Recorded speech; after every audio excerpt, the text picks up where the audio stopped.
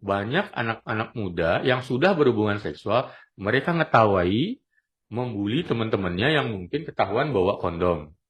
Nah, padahal mereka juga melakukan hubungan seksual dan pada akhirnya nggak pakai kondom. Itu namanya terjun bebas. Ya, awalnya kissing, necking, licking, petting, sambil nungging jadi bunting. Welcome to Soda Talk.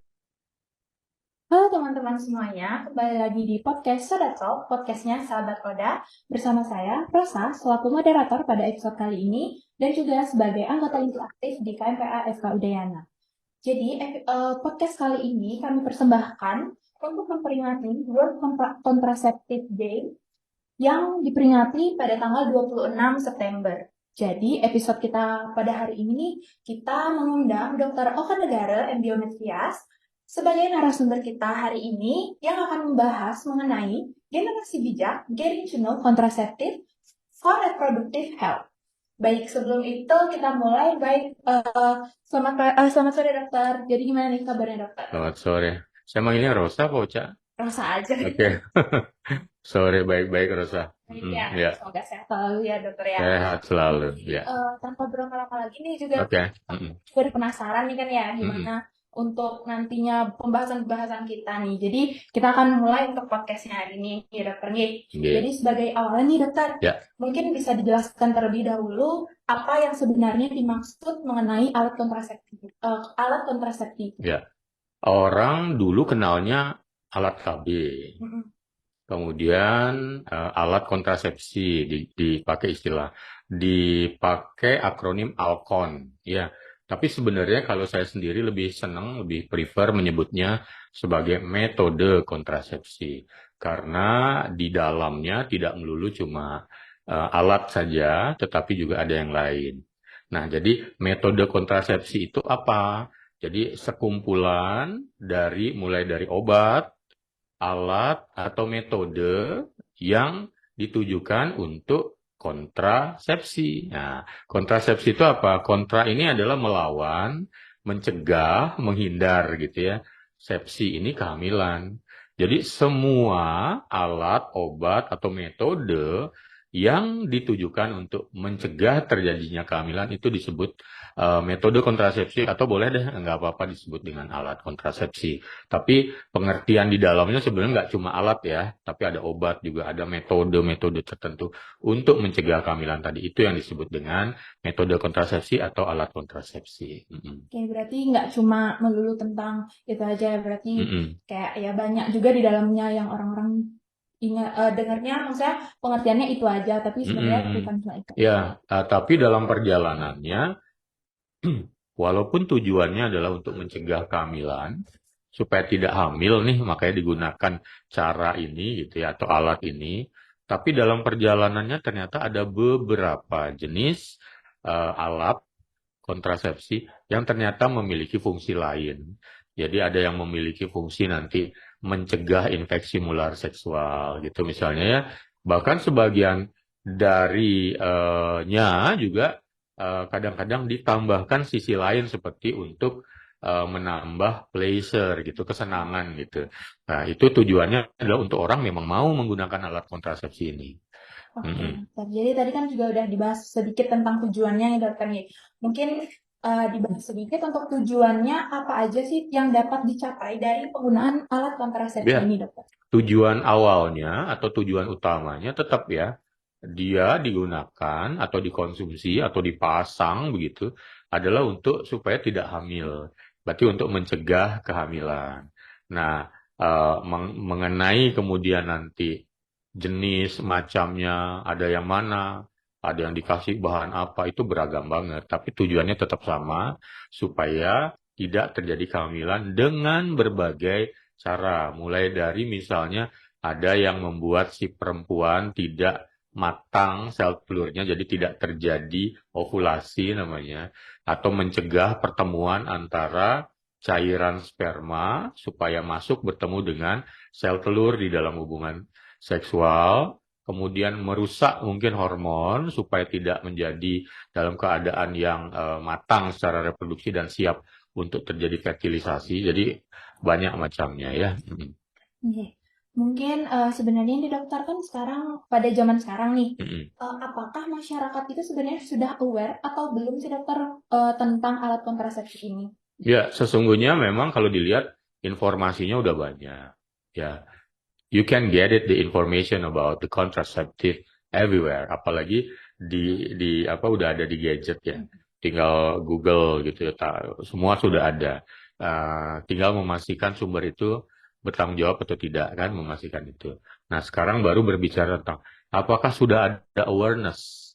Ya, biasanya orang memang kalau kita anggap begini ya, kita lihat bahwa angka penggunaan alat kontrasepsi itu tinggi atau tidak, ya. Kemudian kegagalan dari penggunaan kontrasepsi ada atau tidak. Kemudian ada nggak sekelompok orang yang harusnya sudah menggunakan, mereka bertemu nggak? Ya, bertemu itu artinya dengan alat ini, maka ada yang disebut dengan unmet needs gitu ya, tidak bertemu padahal sesuai dengan kebutuhannya. Nah, kalau kemudian kita lihat dalam 2 dekade terakhir, justru yang terjadi adalah pemahaman. Jadi ada 3 tingkatan ya, pemahaman, sikap, dan perilaku. Pemahaman tentang alat kontrasepsi ini udah hampir semuanya tahu. Untuk mencegah kehamilan, aku harus menggunakan alat kontrasepsi. Semua orang tahu. Tetapi sikapnya apakah mendukung pemahamannya itu ternyata so-so ya. Masih kita anggap masih belum cukup baik, apalagi kemudian perilakunya. Kemudian juga dalam pilihannya, kemudian dalam menggunakan itu juga ada bias gendernya. Jadi contoh misalnya eh, apa hampir sebagian besar alat kontrasepsi ini kok lebih banyak pilihan-pilihan tuh disediakan untuk perempuan. Laki-laki mungkin paling cuma satu ya, ada kondom gitu. Ternyata penggunaannya juga rendah, baik itu untuk kontrasepsi maupun penggunaan untuk misalnya untuk mencegah infeksi menular seksual. Kondom kan salah satu fungsinya juga untuk mencegah infeksi menular seksual. Nah, jadi ini memang benar-benar banget perlu diinformasikan terus, terus dan terus ya. Ya, dokter, makasih ya dokternya. Mm-mm. Mungkin kita bisa lanjut nih dokter kan teman-teman yang menonton nih rata-rata remaja nih dokter Ya, nih. Rata-rata anak yang muda menonton ya. nih. Mm-mm. Iya. Nah, menurut dokter nih mengapa sih penting bagi remaja-remaja ini Ya, untuk memahami mengenai alat kontrasepsi ini dokter? ya betul. Alat kontrasepsi adalah ikutan informasi dari permasalahan kesehatan reproduksi. Ternyata permasalahan kesehatan reproduksi itu sudah terjadi pada usia muda, anak-anak muda, dewasa, ya. Mereka khusus untuk aktivitas seksual, beberapa data sudah menyebutkan eh, antara 10-30% itu beragam penelitian hampir ketemunya di angka-angka itu ya.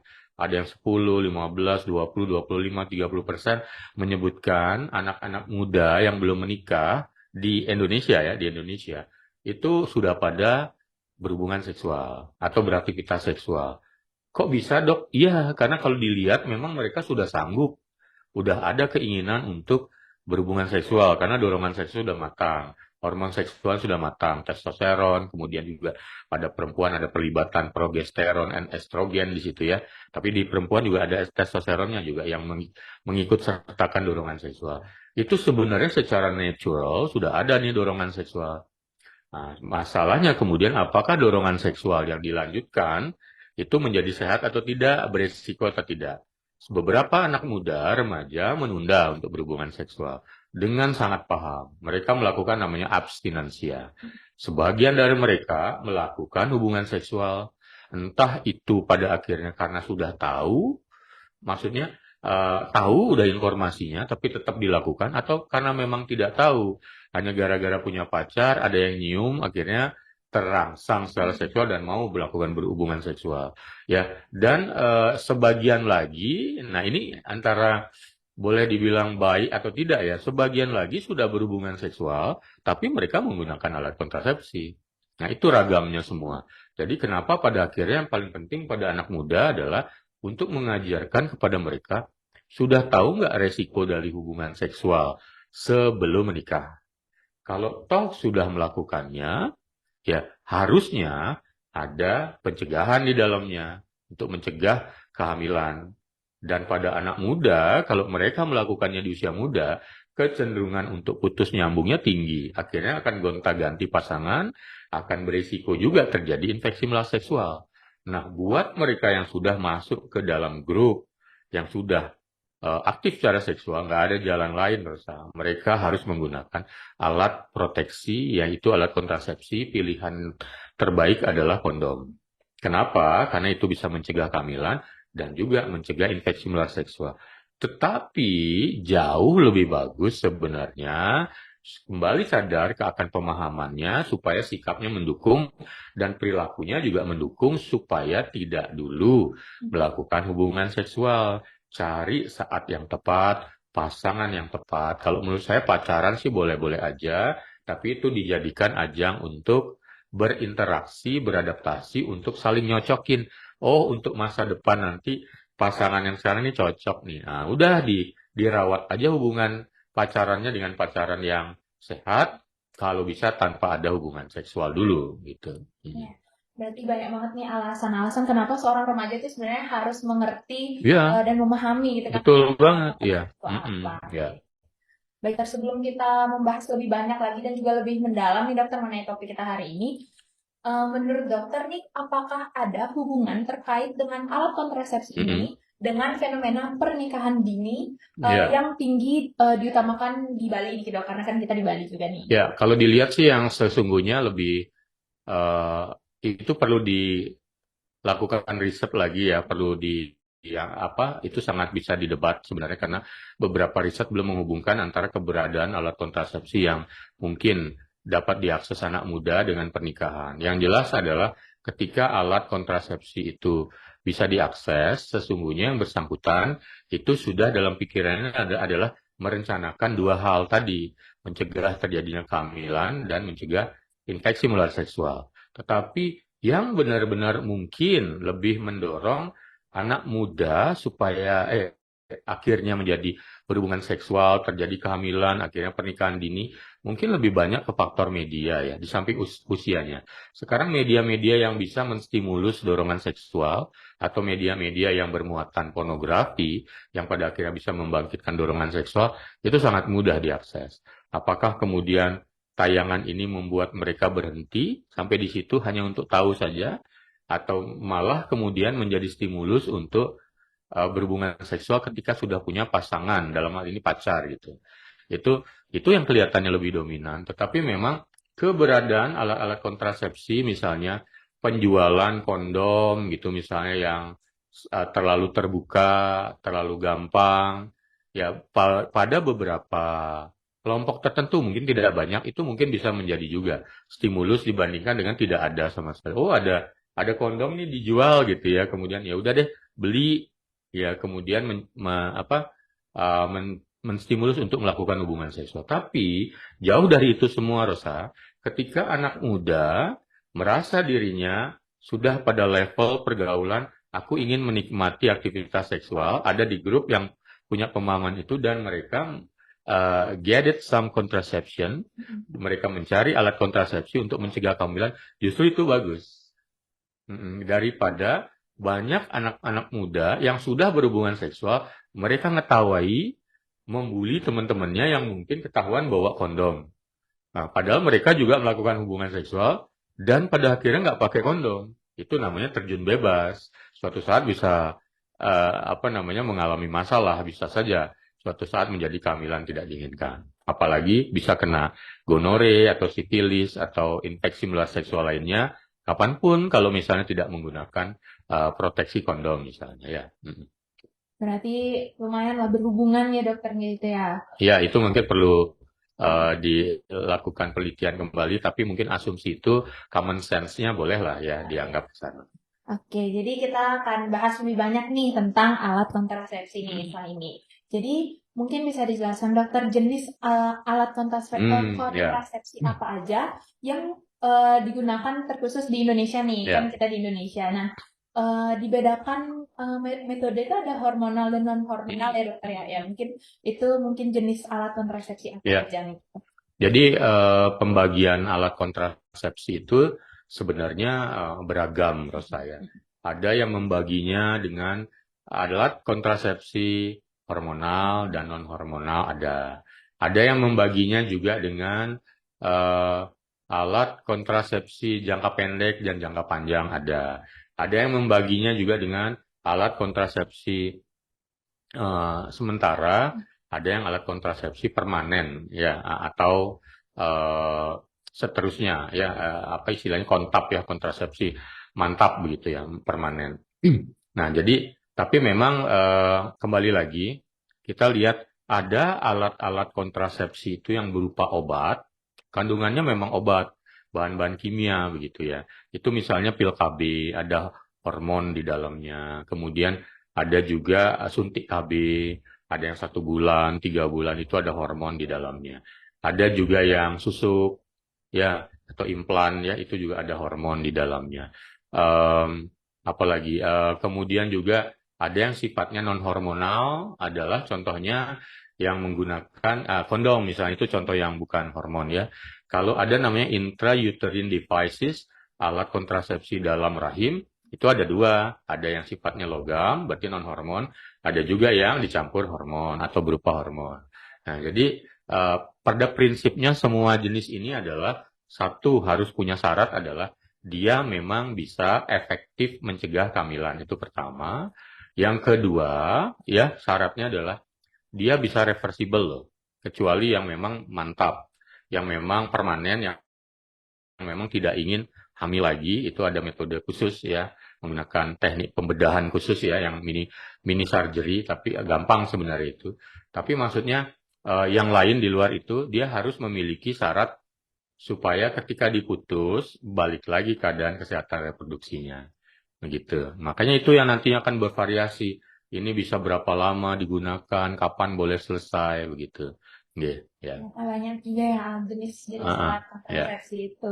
Jadi bagaimana sih dokter alat kontrasepsi itu berperan dalam mencegah kehamilan yang mungkin tidak diinginkan atau Ya. gimana? Ya, jadi intinya balik lagi.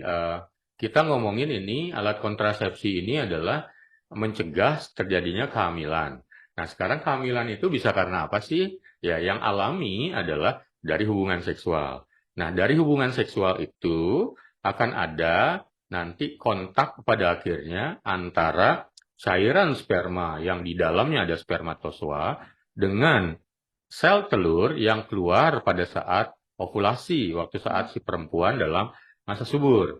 Nah, dari situ kemudian dipakai teknik-teknik tadi, entah dia mulai secara mekanik gitu misalnya. Kalau mekanik ini contohnya yang kondom ya. Kondom itu dia mencegah si cairan sperma kontak dengan traktus reproduksi perempuan. Jadi harapannya tidak ada cairan sperma yang kontak dengan saluran reproduksi, jadi tidak ketemu dengan si sel telur nantinya atau ovum ya, begitu ya. Itu yang mekanik. Contoh lagi yang mekanik adalah yang IUD, yang pakai logam tadi ya. Nah, kalau yang hormonal itu biasanya membuat kondisi dari sel telur itu tidak matang akhirnya. Ya, kalau nggak matang, kapan bisa dibuahi? Nggak bisa. Nah, kalau di Indonesia, pilihan-pilihan hormon masih semuanya ditujukan kepada perempuan. Kalau di luar negeri atau riset-riset sudah dipakaikan pada laki-laki. Jadi sekarang udah ada suntikan laki-laki sebenarnya. Itu bahannya testosteron atau dicampur dengan hormon lain yang non testosteron. Nah, itu juga sebenarnya cukup berpeluang. Malah kalau misalnya laki-laki mau disuntik, ya beberapa preparat yang bisa dipakai itu jaminannya bisa 1 kali suntik 6 bulan gitu misalnya. Sementara kalau pilihan yang ada sekarang perempuan kan 1 bulan sama yang 3 bulan, baik itu yang pil maupun yang suntikan. Tapi untuk yang implan itu bisa sampai 5 sampai 10 tahun tergantung kualitas dan jenisnya. Kalau untuk yang IUD ya ada yang hormon juga, ada yang logam, itu juga sekitar ada yang 5 sampai 10 tahun. Tapi kalau yang implan juga ada yang efeknya 1 tahun, 2 tahun, 3 tahun sampai 5 tahun ya. Makanya dia tadi tergantung mereknya apa, isinya apa, bervariasi semuanya. Yang penting tujuannya jelas, pasien juga merasa senang. Contoh nih misalnya, saya nggak berani disuntik, otomatis jangan suntik KB. Saya minumnya yang pil aja deh. Saya nggak mau repot-repot, saya mau sekali pakai mau yang lama ya itu bisa pakai implan ya, atau pakai yang IUD. Tapi kita juga harus tahu ada resiko-resikonya gitu. Dan resiko-resiko tadi sebenarnya kalau semuanya dikontrol ke dokter, oke-oke saja. Misalnya yang IUD itu salah satu resikonya adalah dia apa namanya melali dia kemana-mana di dalam rahim dia akhirnya dia bergeser kemana-mana ya. Nah itu kalau rajin kontrol ke dokter kan pasti dicek dia 6 bulan sekali, oh masih talinya di posisinya. Karena dia nggak rajin kontrol, akhirnya ini terjadi apa namanya misplace dari si apa IUD itu gitu. Baik yang sekarang kan banyak kan yang eh, apa yang T ya. Kalau dulu bentuknya kayak huruf S gitu, kayak spiral. Makanya dulu namanya spiral ya. Sekarang disebut dengan QT gitu ya. Gitu. Jadi harus tahu resikonya juga, kapan harus dipakai. Contoh misalnya juga kondom. Ya kondom kan sekali pakai. Ya, kondom jangan sekali pakai, udah habis hubungan seksual, selesai. Dan penggunaannya juga harus benar, jangan sampai salah jadinya bocor. Ya, jangan sampai kemudian udah selesai pakai, dicuci lagi, dipakai lagi. Itu tentu saja tidak bermanfaat lagi. Proteksi keberhasilan, kemungkinan eh, kemampuannya untuk atau efektivitasnya untuk mengakibatkan melindungi kehamilan jadi rendah. Rata-rata selama penggunaannya bagus, ya semua alat atau metode kontrasepsi ini semuanya ada di range 85 sampai 95% begitu ya. Ya dokter, makasih ya dokter nih penjelasannya. Jadi mungkin tadi kan dibahas juga untuk metode hormon dan hormonalnya. Nah, perbedaan sebenarnya yang terlihat ataupun yang mungkin bisa dijelaskan dari kedua metode itu tuh apa aja sih dokter? Yang mana nih? Dari si metode hormon Oh, yang hormonal ya. Ya. Jadi prinsipnya kalau yang hormonal dan non-hormonal, satu dari ingredients ya. Dari kandungannya pasti dia dijelaskan sama dokter atau bidan. Dijelaskan ini kandungannya, harusnya begitu ya. Ini kandungannya hormon. Kemudian kalau diberikan misalnya, pasien, dok, boleh nggak lihat obatnya gitu ya. Dilihat, itu jelas banget kandungannya hormon. Dan yang kandungan hormon ini, preparatnya, itu tadi, satu, ada yang pil. Pil berarti kan seperti blisteran begitu ya. Nah, pil ini ada yang 21 biji, satu pepelnya, ada yang 28. Kalau yang 28 berarti terus-terusan diminum tiap hari. Kalau yang pil tiap hari ya, tiap hari. Terus kalau yang 21 biji itu biasanya jeda 1 minggu. Jadi kalau yang 28 ini ada placebo ditaruh di dalamnya supaya orang jadi ingat minum tiap hari, nggak usah break-break lagi. Nah, jadi itu pil. Udah dijelasin boxnya juga, ini pil KB ini isinya ini ada sebenarnya. Asal mau baca aja tahu itu hormon ya. Yang kedua, preparat yang kedua adalah injeksi atau suntikan. Kalau suntikan biasanya pilihannya di Indonesia ada yang 1 bulan, ada yang 3 bulan. Dan itu kalau dilihat juga labelnya semuanya jelas. Namanya suntikan, pasti disuntikan ada apa tabungnya, vialnya untuk menyimpan itu ya. Nah, bedanya yang 1 bulan sama 3 bulan itu adalah kandungan hormonnya ya. Nah, kemudian ada yang lebih multiple di depo itu yang 3 bulan. Nah, kemudian 1 bulan tiap bulan suntikan. Nah, ini akan mempengaruhi pilihan pasien juga nih. Nyaman nggak kalau disuntik 1 bulan? Ada mereka-mereka yang kepingin biar ketemu dokternya, terus tiap bulan biar saya, nggak apa-apa kalau disuntik ini 1 bulan. Nah, pilihannya silakan 1 bulan. Karena kalau yang 1 bulan itu biasanya mensnya lancar. Kalau yang 3 bulan, itu seringkali tidak mens, tidak datang bulan. Jadi kadang-kadang pasien bingung ya, ini udah 3 bulan nggak datang, jangan-jangan saya hamil, bedanya apa gitu. Nah, itu juga perlu disepakati dulu sama dokternya. Nah, itu yang hormonal tadi. Yang ketiga adalah yang implan. Yang implan, kalau dulu implan itu beberapa dimasukin ke lengan atas begitu ya. Kalau sekarang kemasannya udah ada cukup satu saja. Dengan beragam merek yang kemudian ada yang pilihannya perlu diganti tiap 1 tahun, 2 tahun, 3 tahun, atau 5 tahun. Nah, itu yang implan ya. Atau orang bilangnya susuk KB. Yang hormonal itu. Nah, satu lagi sih ini juga intrauterine devices itu alat kontrasepsi dalam rahim ada juga yang hormon dan itu malah lebih panjang dia diperbolehkan disimpan di dalam rahim asal rajin dikontrol. Nah itu kalau sementara yang lainnya yang di luar tadi itu ya pasti sudah non hormonal. Itu ada itu kondom ya. Sekarang ada juga kondom perempuan ya. Kondom perempuan namanya Femidom atau Femidop tapi nggak laku karena penentu penggunaan alat itu seringkali masih bias gender. Males ternyata menggunakan itu ribet. Suaminya juga melihatnya ini tadinya di promosi yang pertama kan ini supaya ininya bagus nih partisipasi laki-laki bagus tapi di perjalanan ribet semua. Aduh saya nggak mau ribet, istri saya nggak mau saya bikin ribet. Justru pada pilihan kondom ini ada partisipasi laki-laki, nggak ribet nih, akhirnya lah balik lagi ke kondom. Tapi untuk pilihan yang lain pengaruh dari si laki-laki ke perempuan itu tinggi banget. Mereka yang tidak mau sama sekali berpartisipasi lebih memilih untuk perempuan lah yang terlibat di dalamnya, begitu ya. Nah, jangan salah juga yang dimaksud dalam yang non hormon juga ada metode. Metode yang bisa dipertanggungjawabkan cuma satu, metode pantang berkala atau mengecek kapan lagi subur, kapan tidak subur. Dengan mengetahui tanda-tanda kapan saya subur, berdiskusi dengan dokter dengan hitungan kalender subur atau dikonfirmasi dengan ada alat untuk mengetes kesuburan dari air pipis, air kencing, air seni. Itu ternyata dijeblet gitu. Kalau lagi garisnya 2, oh ini lagi subur. Nah sekarang apa? Kalau ternyata untuk mencegah kehamilan, jangan hari itu berhubungan seksual. Gitu. Tapi memang ada yang lain mencoba-coba nih, Rosa. Dok, ada yang namanya coitus interruptus. Coitus interruptus itu berhubungan seksual, berkoitus, bersanggama, tapi nanti pada fase akhir yang namanya ejakulasinya tidak di dalam vagina. Itu too risky, sangat beresiko dan kegagalannya tinggi banget, tidak direkomendasikan. Nah, terlepas dari itu semua, ada variasi-variasi yang lain. Misalnya diafragma, itu hampir mirip dengan kondom. Dia menjadi metode barier, ya. Ada dengan tampon-tamponan tertentu. Kemudian, yang penting juga diketahui, ada juga pilihan lain yang sifatnya adalah permanen.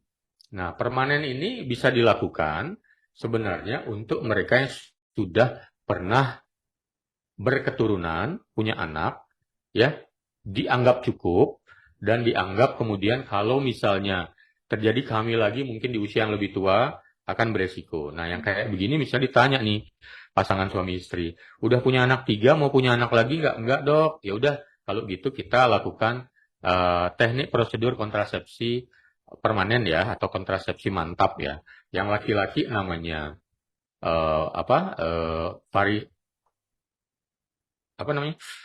kalau yang perempuan namanya tubektomi, yang laki-laki itu epididymisnya dipotong ya. Kok saya jadi mendadak lupa namanya. Jadi itu ya. Jadi ada yang mantap, satu tubanya, bagian dari saluran telurnya yang dipotong atau ditutup, satu lagi di saluran spermanya yang dipotong, yang namanya vasektomi. Nah, baru ingat tadi. Ya, jadi gitu. Kalau yang itu harapannya udah tidak lagi terjadi kehamilan lagi. Mungkin dokter kan masih bahas tentang hormonal dan non-hormonal. Oh ya, Jadi oke. sebenarnya apakah ada perbedaan efektivitas di antara keduanya ini?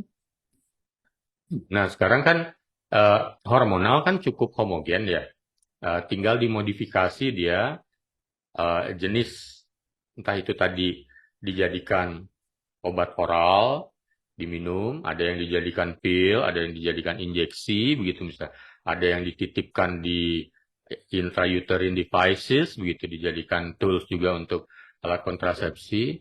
Nah, tapi sebenarnya kandungannya sama, progesteron atau kombinasi dengan estrogen, begitu ya. Nah, sementara kalau yang non-hormon kan banyak tuh. Tadi ada yang, terutama yang kondom, gitu ya. Kemudian pantang berkala, atau yang IUD yang non-hormon. Otomatis karena dia beragam ini kandungannya, Yang non hormon ini yang kemudian perlu hati-hati sekali ya, karena ada kegagalan yang lebih besar dibandingkan yang hormonal. Kalau yang hormonal asal dia digunakan dengan baik, tidak expired, dilakukan oleh orang yang profesional, untuk datang kembalinya juga tepat waktu, yaitu 90 sampai 98 atau 99% juga bisa kita dapatkan efektivitasnya. Jadi hampir benar-benar baik gitu ya. Tapi kalau yang non hormon contohnya kondom, ya kondom ketika dia baru beli kondom salah nyimpen aja di tempat yang agak panas, itu efektivitasnya udah berkurang. Kemudian disimpan tempatnya agak panas, atau mungkin ditaruh di celana jeans yang juga panas naik motor gitu. Kemudian udah panas, kejepit. Nah, pada waktu menggunakannya juga buru-buru, kukunya panjang, kena robek. Otomatis juga proteksinya sangat kecil. Kalau udah sampai terjadi kebocoran pada kondom itu ininya sangat kecil ya, efektivitasnya. Tapi kalau dia digunakan dengan baik, ya beberapa riset menentukan memang tidak lebih baik dari hormon, tapi dia masih bisa menggaransi 85 sampai 90% asal digunakan dengan baik, dengan benar ya. Mungkin kita lanjut nih Dok, kan, Ya. Jadi apakah ada nih alternatif alami atau yang non obat gitu, metode kontrasepsi yang non obat selain kondom yang dapat digunakan oleh remaja gitu Dok? Ya. Kalau saya pikir sih kalau untuk remaja kontrasepsinya itu dia ya, ABC. Kontrasepsi untuk remaja adalah ABC. Abstinent, jangan dulu berhubungan. Be faithful, dengan pasangannya aja tetap setia. Kalau tidak setia atau jika ingin mencegah kehamilan, gunakan kondom. Nggak ada yang lain. Karena untuk remaja, kita berbicara tentang remaja, mungkin asumsi kita belum pada menikah ya. Jadi belum ada kepastian, belum ada tanggung jawab jika ternyata terjadi kehamilan. Memang ada pernikahan-pernikahan di usia remaja. Mereka udah menikah, pakai KB apa dong? Nah itu silahkan aja, pilihannya banyak. Tapi buat remaja yang belum menikah dan mereka memilih untuk tetap melakukan aktivitas seksual, there is no other choices better than kondom. Karena si kondom ini balik lagi, dia bisa mencegah kehamilan, dia juga bisa mencegah infeksi menular seksual. Kalau menggunakan misalnya, dok remaja saya mau pakai pil KB dok. Ya, soalnya kalau pakai pil KB mukaku jadi mulus, hilang jerawatnya. Memang salah satu side effect yang ternyata diharapkan pada beberapa jenis pil KB itu adalah dia bisa untuk reducing acne ya.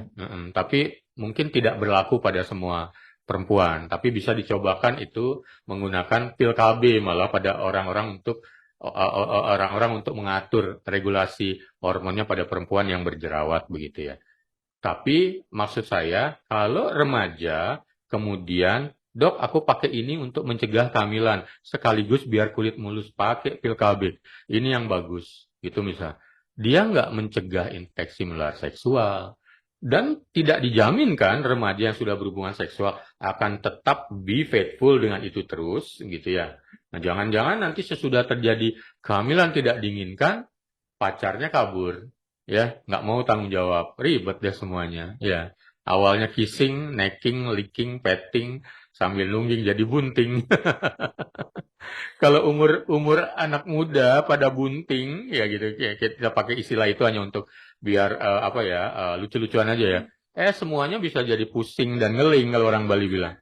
Nggak ada orang tua manapun, termasuk si anak mudanya, ketika mendapatkan kabar bahwa dia hamil dan kemudian semuanya bersorak gembira. Apalagi jelas-jelas belum menikah gitu ya. Kalau yang udah menikah sih semuanya bergembira, kemungkinan besar. Kecuali yang menunda ya. Tapi kalau anak muda masih SMA, hamil semuanya pasti pada pusing jadinya gitu ya. Berarti tetap mengutamakan ABCDE ABC plus DE ya. DE ya. Tapi sekiranya nih dokter, bagaimana sih cara mendapatkan akses terhadap alat kontrasepsi dengan aman dan terpercaya bagi remaja itu dok? Memang di dunia sekarang kan bahkan remaja pun kalau dia ingin mengakses sesuatu udah bisa ngakalin. tinggal masuk ke aplikasi-aplikasi tertentu kesehatan, aplikasi yang jual beli online, itu aja tinggal merubah identitas. Mungkin kalau kalau misalnya dia sudah sangat muda ya, pasti datang ya. Jadi ya, ini yang perlu diatur lagi sebenarnya. Tapi yang kedua, yang terbaik sebenarnya adalah ketika remaja mengakses itu, dia mungkin datanglah dulu ke orang-orang yang tepat, paham, dan bisa memberitahukan bagaimana baiknya menggunakan alat kontrasepsi. Termasuk juga mengedukasi ulang, apakah yakin mau beraktivitas seksual dan tahu resikonya. Jangan-jangan mereka kepingin menggunakan alat kontrasepsi, tapi nggak benar-benar tahu resikonya. Disitulah fungsinya bertanya. KMPA bisa menyebarkan itu via online informasinya, juga bisa datang ke dokter, bisa datang ke lembaga-lembaga non-government, LSM yang juga melakukan informasi konseling tentang kesehatan reproduksi. Banyak zaman sekarang, bahkan ke layanan-layanan untuk konsultasi online di gadget itu juga banyak yang mau menjawab pertanyaan-pertanyaan seperti itu. Nah, pada akhirnya ketika sudah firm mau memilih yang mana, pastikan memang mendapatkannya di tempat yang bertanggung jawab. Untuk saat ini, alat-alat kontrasepsi yang misalnya contohnya kondom, itu kan di apotik, bahkan di toko-toko 24 jam juga tersedia itu. Ya, tapi memang paling bagus adalah bagaimana si remaja sendiri ketika mau mencari, kemudian memegang dan membawanya, sudah berpikir tentang tanggung jawab dan resiko. Berarti tetap walaupun udah ada di mana-mana tetap berpikir untuk Tuh. resikonya itu tetap. Kalau saya pribadi masih berpikir gini, Rosa ya, terlalu banyak anak muda yang enggan mengakses kondom misalnya, tapi mereka sudah beresiko. Berapa banyak pasien yang datang ke praktek saya itu umur 16, 15 datang dengan gonore, ada yang datang dengan sudah hamil gitu misalnya. Itu hanya gara-gara mereka mungkin tahu tapi enggan menggunakannya.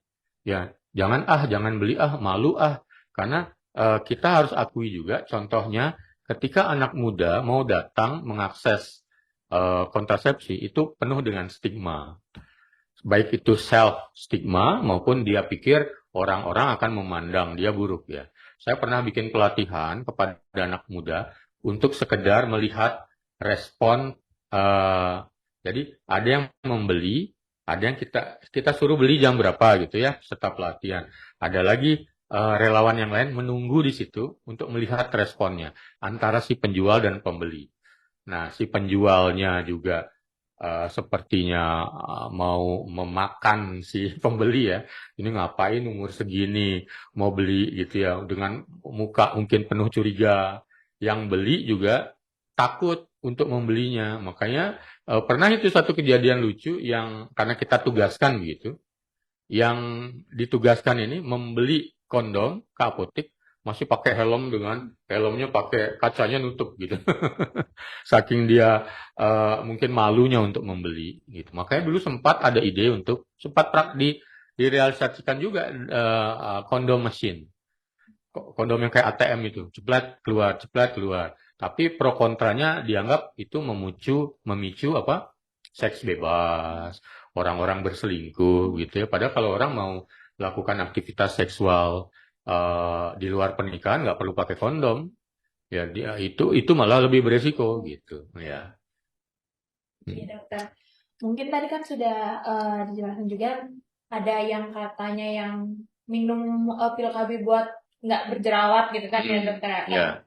Nah, ada juga nih banyak omongan seperti jika menggunakan alat kontrasepsi yang mengandung hormon dapat menyebabkan efek samping gitu, seperti gemuk, jerawat, dan lain-lain. Apakah itu benar, dokter? Ya, jadi tapi Rosa, efek samping dari alat kontrasepsi itu sebenarnya adalah masih sanggup diadaptasi ya, masih bisa ditoleransi. Artinya begitu selesai ya kembali lagi ke. Nah, sementara efek samping tadi juga individual. Makanya ada orang bilang, dok, kalau pakai alat KB itu aku cocokkan. Aku cocoknya pakai yang suntik 1 bulan. Kalau suntik 1 bulan dia masih aman. Yang 3 bulan bikin aku gemuk gitu. Atau berbeda lagi. Ada yang pil KB bikin dia gemuk malahan gitu ya. Tapi nggak berlaku pada semua orang. Termasuk jerawat juga tidak berlaku pada semua orang. Bahkan ada pil KB yang ditujukan untuk menghilangkan atau mengantisipasi jerawat yang tumbuh di usia remaja gitu ya. Eh, Baik dokter, mungkin dan lanjut juga nih, apakah ada nih resiko jangka panjang dari penggunaan si alat kontrasepsi ini itu dokter? Apakah Ya. ada? Nah, semua jenis alat kontrasepsi yang sudah diterima itu sudah mengalami serangkaian uji klinis. Uji klinis jangka panjang ya, fase 4 juga sudah dilakukan. Artinya kalau sudah direstui lolos ya berarti efek jangka panjang juga mungkin tidak banyak ya. Tapi memang untuk yang menggunakan kontrasepsi hormonal ya rajin aja kemudian untuk berdiskusi dengan dokternya atau bidannya. Di situ kemukakan jika ada apa namanya keluhan, efek-efek yang tidak diharapkan, supaya bisa diganti metodenya begitu. Tapi kalau dilihat secara by riset semua yang sudah diperbolehkan beredar resmi itu cukup aman, ya, bahkan sangat aman sebenarnya. Kalaupun ada efek-efek tertentu itu sifatnya individual, ya, tidak bisa disamakan berlaku ke semua orang, gitu ya. Berarti memang ada, cuma jika merasakan itu bisa diomongin Ya, sama dokter. didiskusikan, Jadi dikonsultasi. didiskusikan. Ya. Baik dokter, mungkinkah nih ada alat kontrasepsi itu dapat nih disalahgunakan untuk fungsi lain dan juga menjadi berbahaya nih dokter? Apakah mungkin disalahgunakan? Ya, kalau dia artinya begini ya, kalau ada penyalahgunaan, saya nggak tahu ini penyalahgunaan atau tidak. Contohnya pada mereka-mereka yang transseksual, transpuan, ya. Jadi laki-laki yang ingin tampil lebih feminim gitu ya. Itu kadang-kadang menggunakan alat kontrasepsi yang hormonal supaya untuk mendapatkan sisi feminim buat dirinya gitu. Itu adalah salah satu contoh yang mungkin disalahgunakan untuk kepentingan yang bermanfaat by her atau his purpose gitu ya. Mungkin itu lebih ke individunya Ya. ya. Tapi kalau untuk rekreasi banyak. Kondom bisa dijadiin balon-balonan. Di Thailand saya ketemu dengan pas bunga kepala sekolah itu bunga-bunganya dari kondom. Pakaian-pakaian hiasannya dari warna-warni dari kondom. Nah, itu untuk hiburan lah ya. Oke, dokter. Jadi kita mungkin mau bahas nih karena kita remaja juga nih. Mungkinkah dokter bisa dikasih tahu bagaimana sih peran seorang orang tua nih dokter Ya. dalam mendukung remaja dalam memahami dan menggunakan alat kontrasepsi ini dengan bijak dan dapat dimaksimalkan itu dokter. Yang penting itu orang tua adalah sudah rajin berkomunikasi, berdialog dengan anaknya sejak kecil. Jangan baru terburu-buru sesudah dewasa. Biasanya agak susah untuk masuknya, apalagi berbicara tentang hal-hal yang sensitif. Jadi ketika orang tua itu sudah bersahabat dengan anaknya dari kecil, merawat organ reproduksi si anak, terlibat di dalam upaya-upaya misalnya mengajarkan sex education kepada anaknya, merawat bagaimana si anak untuk belajar pipis, mandi, melindungi dirinya dari agresi seksual pelecehan orang dewasa. Dengan hal-hal tadi itu orang tua udah terbiasa, si anak nyaman, bahkan si anak ketika menstruasi ngomongnya ke orang tua, si anak mimpi basah ngomongnya ke orang tuanya, pacaran juga bicara ke orang tua. Nah, pada detik itu orang tua akan gampang masuk untuk berbicara tentang alat kontrasepsi, apalagi udah melihat, mama aku udah pacaran nih mah, udah cium-ciuman, tapi aku takutnya nanti jadi ML loh mah. Kan yang kayak gitu susah ditebak. Kenalkan lagi yang ABC tadi. Nah, tapi orang tua boleh dong worry. Wah, ini anak kalau di luar pengawasan saya, jangan-jangan ada tekanan sebayanya yang juga ingin menstimulus dia supaya berhubungan. Ya udah deh, daripada nanti terlambat, saya mesti jadi hero untuk anak ini. Saya kasih tahu bahwa untuk mencegah kehamilan ada kontrasepsi. Kalau kamu mau, papa, mama yang langsung ngeberiin sama kamu. Itu sebagai bentuk tanggung jawab juga. Gitu. Berarti pokoknya itu adalah komunikasi ya dokter yang antara orang tua dan anak itu ya. Ya. Mungkin sekiranya nih dari dokter, apakah ada informasi yang ingin diluruskan mengenai alat kontrasepsi ini dokter ke teman-teman yang menonton? Ya, jadi buat anak-anak muda ya, kalau saya berpikir begini, istilah masa remajanya dengan semua hal yang positif. Ya, sekolahnya. Kalau kuliahnya dengan bagus, belajar soft skills banyak-banyaknya. Cari pergaulan pertemanan yang baik.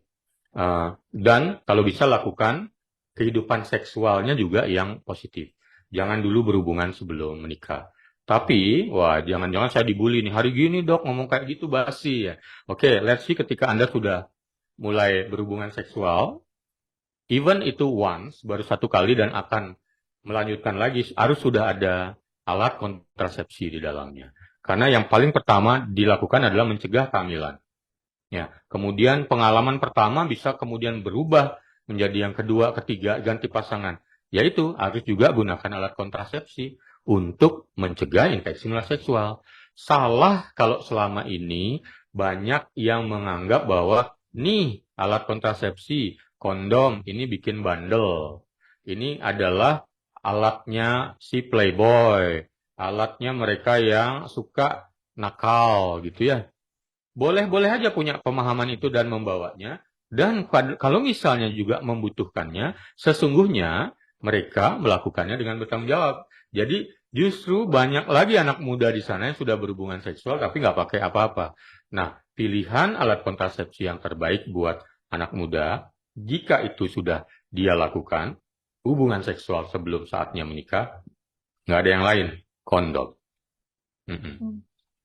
Ya dokter, mungkin tadi juga dokter sempat menyampaikan pada pertanyaan sebelumnya itu mengenai stigma sosial nih dokter Ya. terkait alat kontrasepsi ini di masyarakat. Mm-mm. Nah, bagaimana ya dok caranya untuk mengatasi stigma tersebut dan juga kekhawatiran soal terkait penggunaan alat kontrasepsi di kalangan remaja-remaja? Ya, intinya adalah keberanian sosial juga.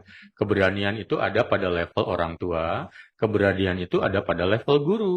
Ya, guru-guru sekarang harus kreatif ya, menurut saya ya.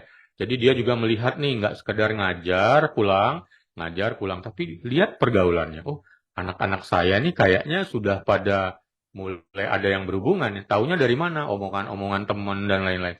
Ya udah kumpulin. Kalau nggak berani memberitahukan edukasi sendiri, kenapa tidak mengajak KMPA misalnya untuk masuk ke sekolah-sekolah untuk mereka kakak-kakaknya untuk anak SMA ini yang mengedukasi kesehatan reproduksi ini. Jadi pilihannya ada di mana? Keberanian untuk menginformasikan seluas-luasnya. Ada pada orang tua, ada pada guru, ada pada om, tante, masyarakat yang punya anak-anak masih remaja, jangan diam. Nah, kalau ternyata ditemukan, lakukan edukasi. Kalau tidak berani, manfaatkan lembaga-lembaga yang kita percaya bisa memberikan edukasi itu. Salah satunya adalah KMPA. Banyak ya dok cara-caranya sebenarnya untuk menghilangkan stigma-stigma itu dan Iya. untuk memudarkan itu. Oke dokter. Jadi kita sudah ada di penghujung acara nih dokter. Oke, ya. Mungkin ini sebagai peringatan. Kopinya belum habis loh.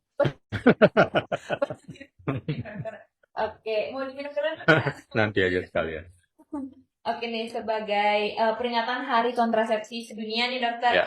apa yang ingin dokter sampaikan dan tegaskan sekali lagi untuk seluruh kalangan yang menonton podcast kali ini nih? Yang paling penting adalah apapun yang ada di sekitar kita itu yang kita anggap bisa membantu kualitas hidup kita, itu tolong dicari tahu informasi yang benar dan kemudian lakukan penggunaan pemilihan alat bahan untuk digunakan sesuai dengan porsinya masing-masing. Salah satunya adalah keberadaan metode atau alat kontrasepsi. Karena ini sudah turun-temurun dari sekian dekade, ini udah ada dan terbukti untuk mencegah kehamilan. Jadi, ketika masyarakat, anak muda, kepingin memang berkualitas dengan mengendalikan jumlah anak atau kelahirannya, ya salah satu yang bisa mengendalikan dengan cara lebih bertanggung jawab adalah menggunakan alat kontrasepsi. Dan kapan dia bisa digunakan, cocok atau tidak, konsultasikan dengan dokternya. Oke, dokter. Terima kasih dokter atas. Terima kasih. Oke. Baik dokter, tadi itu pertanyaan tadi adalah menandai kita di penghujung episode kali ini nih dokter.